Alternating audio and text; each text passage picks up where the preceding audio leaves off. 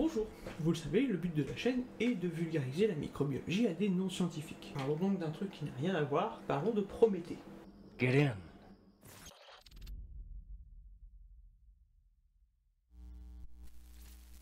Et oui, aujourd'hui on va reparler de nos ancêtres très proches, la suite de les épisodes sur les Asgardiens. Et on va parler du seul Asgardien qui a été cultivé à ce jour, Promethearchaeum syntrophicum, cultivé par Imachi et collègues.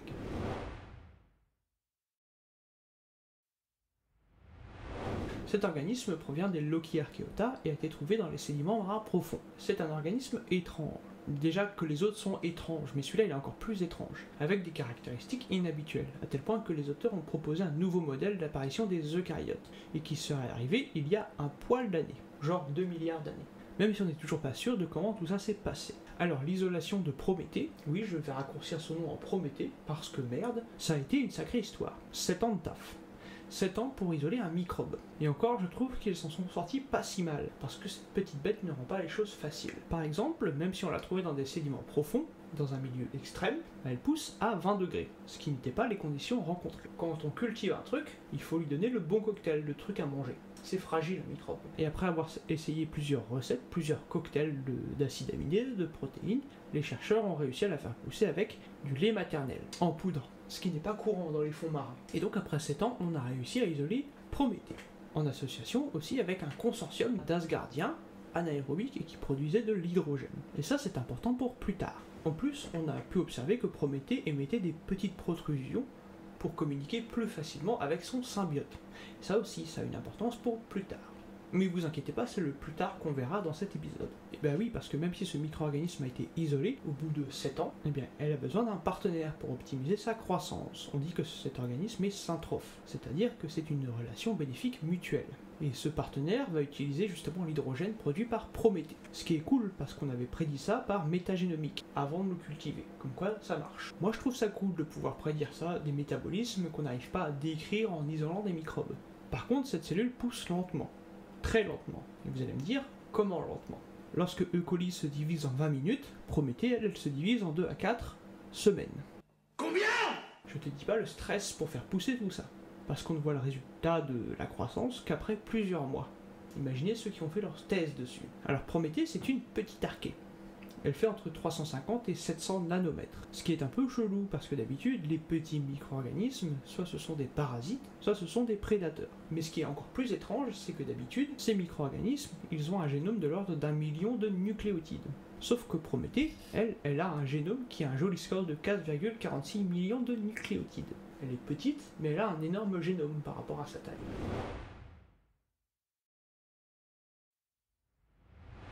Il y a longtemps, bien longtemps, il y aurait eu une interaction entre une bactérie et une archée, la fameuse Prométhée. Ce genre d'interaction aurait été à l'origine des eucaryotes, vous, avec justement cette bactérie qui deviendra une mitochondrie. Et on a observé des interactions stratrophiques entre les Lokiarchées et des bactéries sulforéductrices, ainsi qu'avec des méthanogènes. Donc des organismes qui sont des bactéries, mais également avec des archées.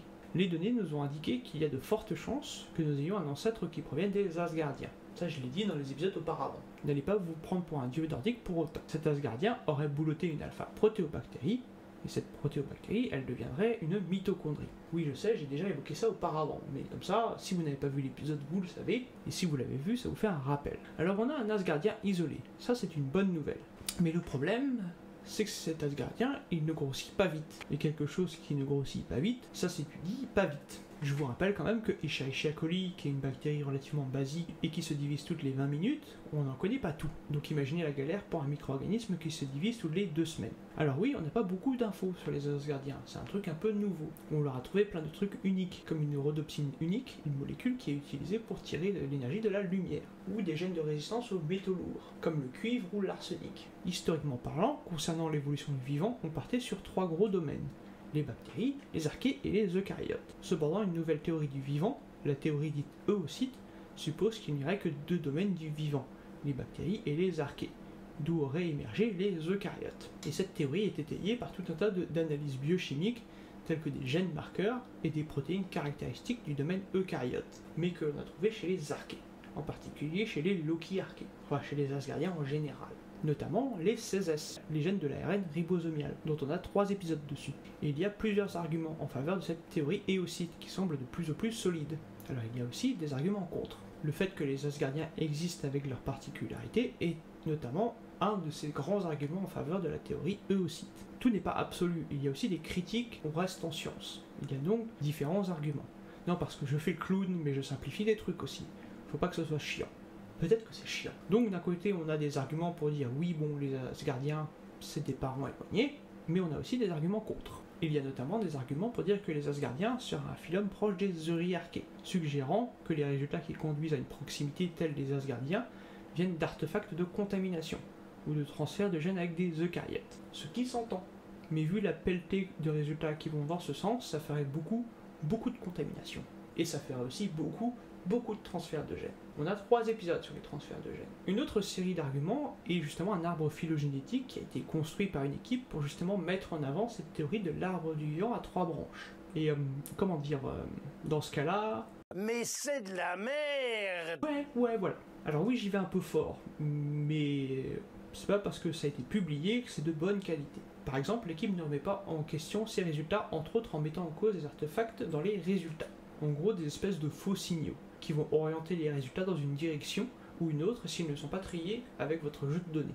Et comme ils n'ont pas pris en compte la présence d'artefacts dans leur jeu de données, ils ont un arbre qui a été relativement orienté. Et en plus, ils ont fait un arbre qui n'est pas statistiquement significatif.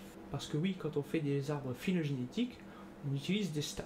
Et en général, ça doit être validé par les stats, mais pas là. Donc oui, ils ont un peu fait de la merde. Ah, c'est vrai. Ils n'ont pas fait des résultats statistiquement significatifs. C'est mieux ? Oui, c'est bien.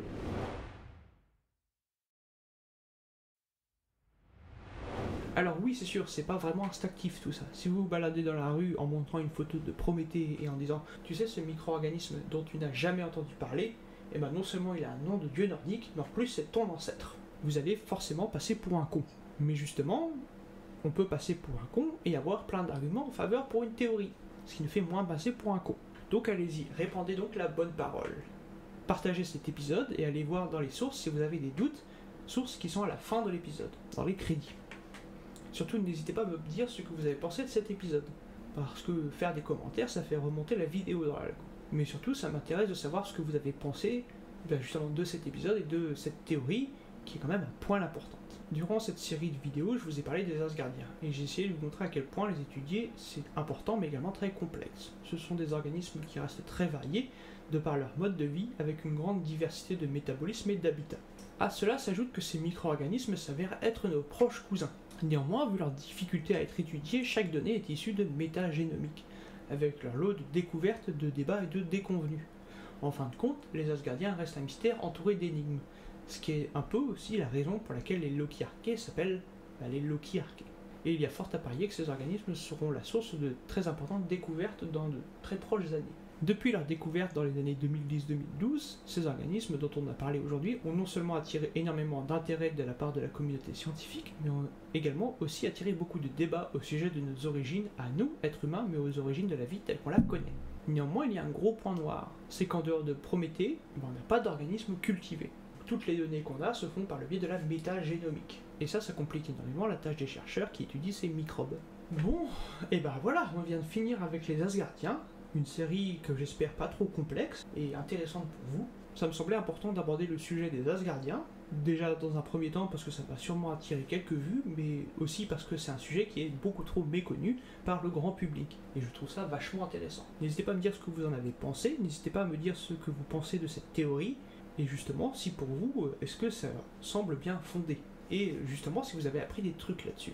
N'hésitez pas à me laisser un petit commentaire, un like, à partager cet épisode et à vous abonner. Sur ce, moi je vous dis à la prochaine pour plus de vidéos et plus de microbes.